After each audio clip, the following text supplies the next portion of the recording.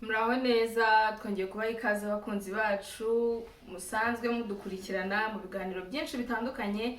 Aka kanya rero twongeye twagarutse ngo tubagezeho ibiganiro byiza cyane, ibiganiro mumaze iminsi mubanamo natwe mukabikunda. Rero turi kumwe n'umutumirwa wacu uyu munsi ari we Fanny. Okay, reka rero tutarambiranye dutangire n'ibiganiro byacu, ariko niba ari ubwa mbere ugiye kubana natwe muri iki kiganiro turagushishikariza gukora subscribe, comment, like, share kugira ngo ntihakagire ikiganiro cyacu na kimwe kigucika. Rero reka noneho dutangire. Uradutangira kuko uyu munsi ni wowe mushyitsi. Hey. Ubwo munsi nzaba uwo mu rugo ni wowe uzatangira. Okay. Nkuko mubibona rero hano dufite challenge yitwa mbwiza ukuri. Si? Yeah. Okay.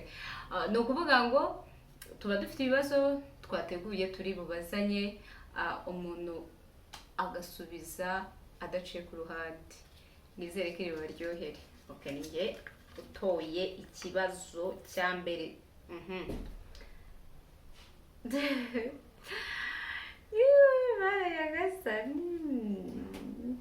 Kiravuga ngo inkoni y'umusaza bayita gute?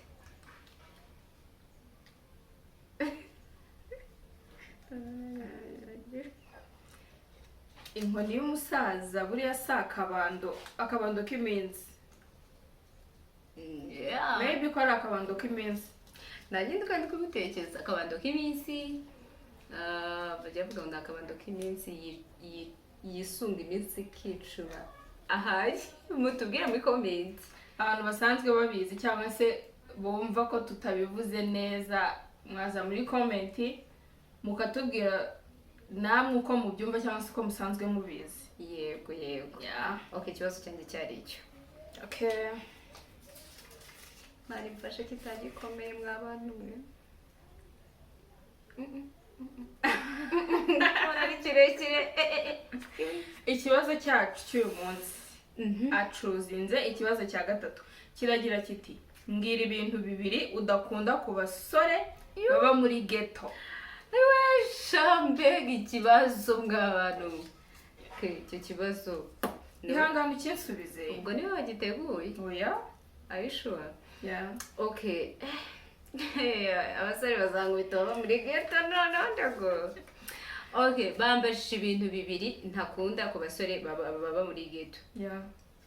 Icya mbere nanga umwanda wa.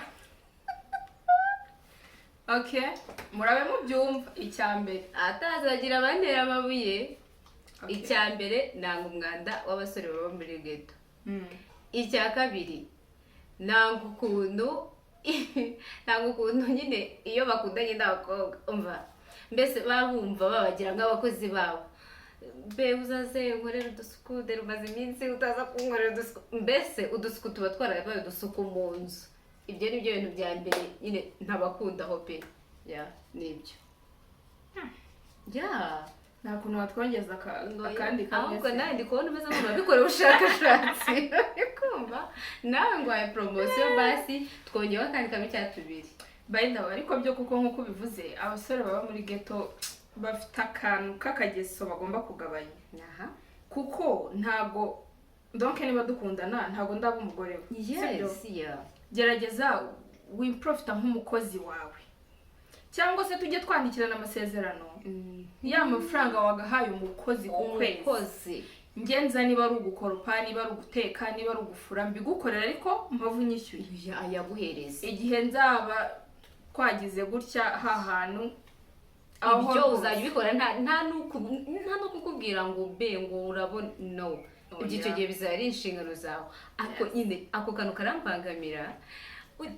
Simbizi yenda nabo baze kutubwira muri comment nimba ibyo bintu ari ngiye yino bizi kupa cyangwa se ubibona, ariko abasore benshi ako kageso barakagira. Be none se urabona hano heruka kuza kunsura unankorera udusuku uduki. Abasore bacu muri iyi minsi mwisubireho. Aha. Okay. Aha, ubwo hasigaye ikibazo kimwe kandi ni icya kenda. Imana imfashe kibe gikomeye.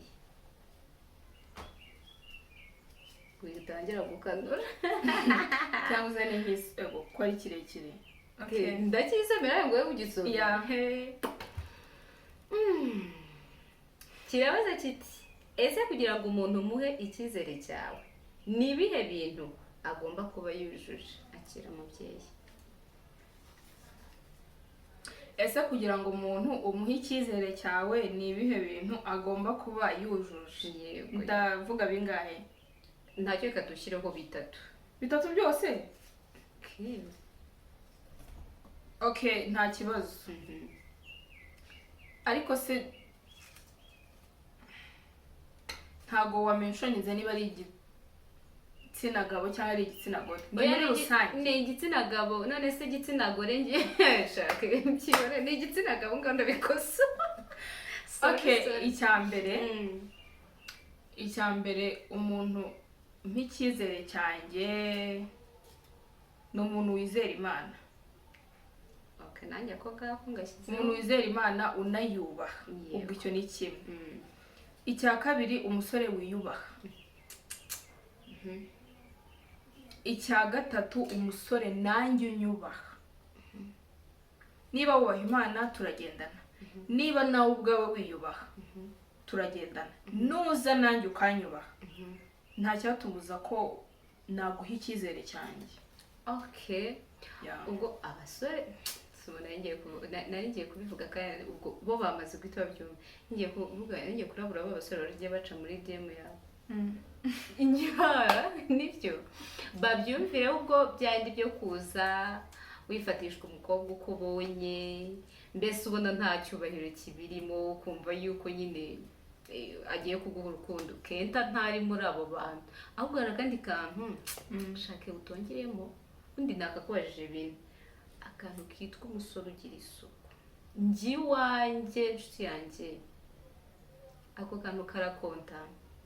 Ntabwo nzi udafite isuku sheri nta nubwo wamvugisha. Oya, njyewe impamvu ntavuze kuri icyo kintu wambajije muri rusange. Ni umuntu naho icyizere, ntabwo wambajije mu buzima bw'urukundo, ni muri rusange.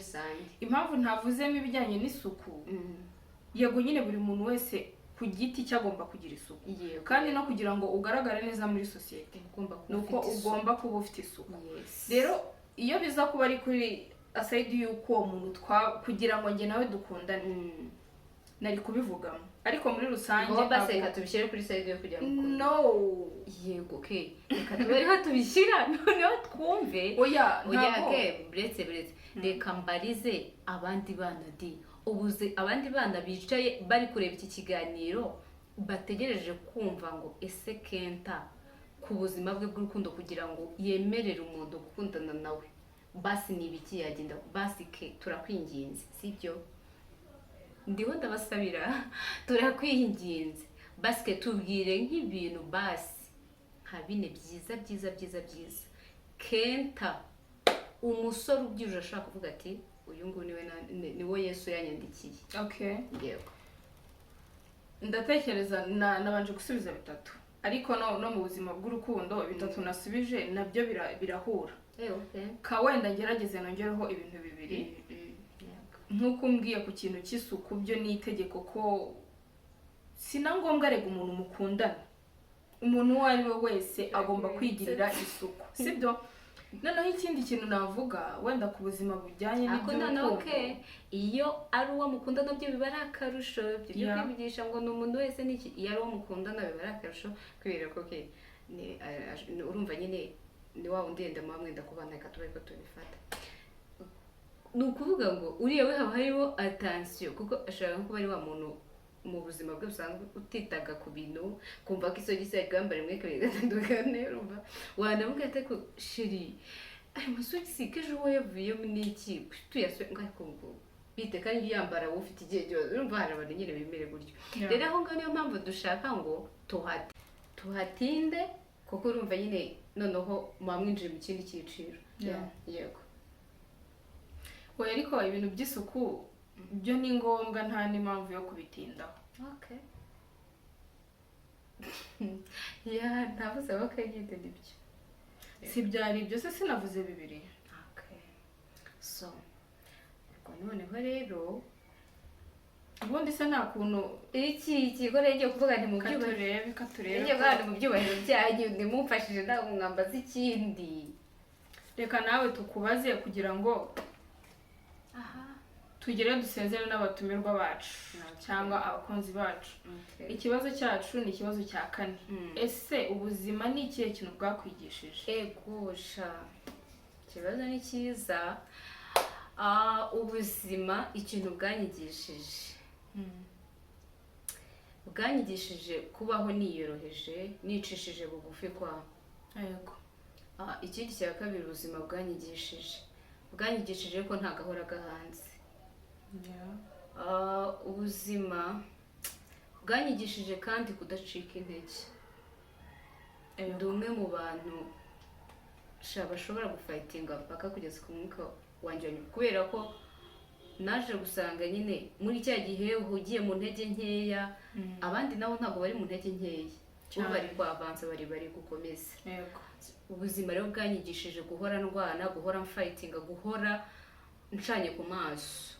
Bwanyigishije ko gucika intege ari cyo cyaha Imana yanga, ndetse n'isi isi yo irakwihorera ntabwo ibibyitayeho, ahubwo byanyigishije ko ari cyo kintu cya mbere Imana yanga.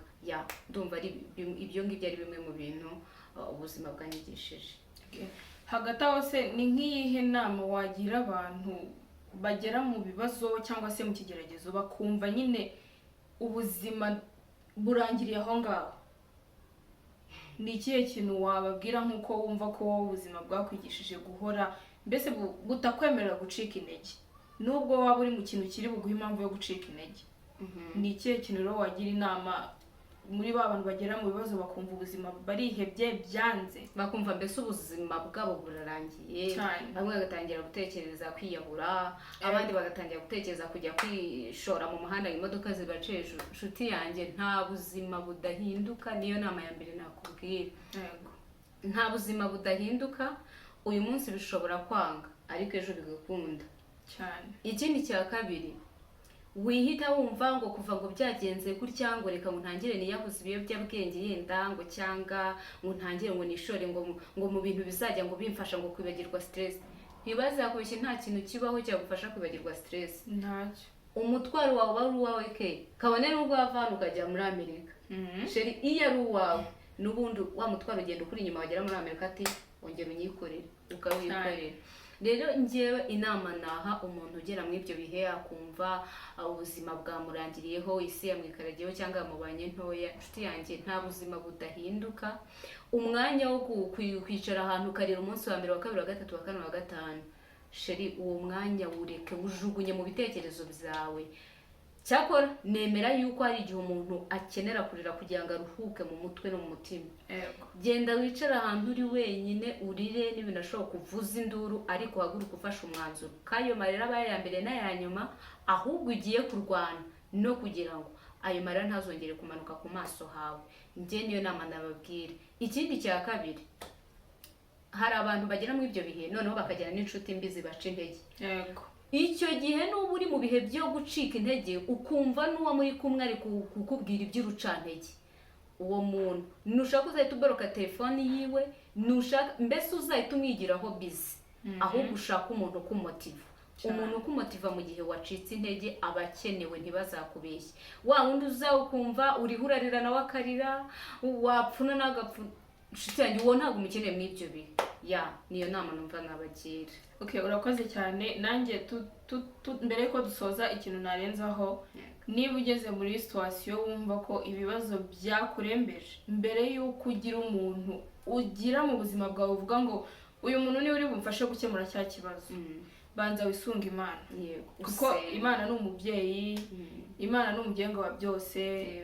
Ndetse hari igihe utakira umuntu uzi ngo wa muntu ari bugukemurire ikibazo cyawe, ariko akakumvira ubusa cyane. Ariko Imana ni inyembabazi kandi ni inyerukundo. Nta muntu n'umwe igisubiza inyuma cyane. Ubwo rero niba ubona byanze, gana inzira, ujye ku karago usenge. Ibibazo byose wumva bikuremereye ubiture Imana. Na cya kintu wizereyemo cyangwa wa muntu wizereyemo, Imana ikoresha ba bandi kugira ngo ugere ku cyo wowe ushaka, cyangwa icyo wabuze ikabakoresha kugira ngo ukibone, ariko ariyo ibikoze. Byari ibyo rero, reka twongere tubashimire uburyo mwabanye natwe, uburyo mutaturambiwe, mwashimye kudukurikirana muri iki kiganiro, ndetse twongera kubashishikariza gukora subscribe kugira ngo unakora ku nzogera ujye ubona notification z'ibiganiro byacu, mbese amakuru yacu ujye uyabonera ku gihe. Rero reka tubasezere tutarambiranye, tubabwire tuti bye bye.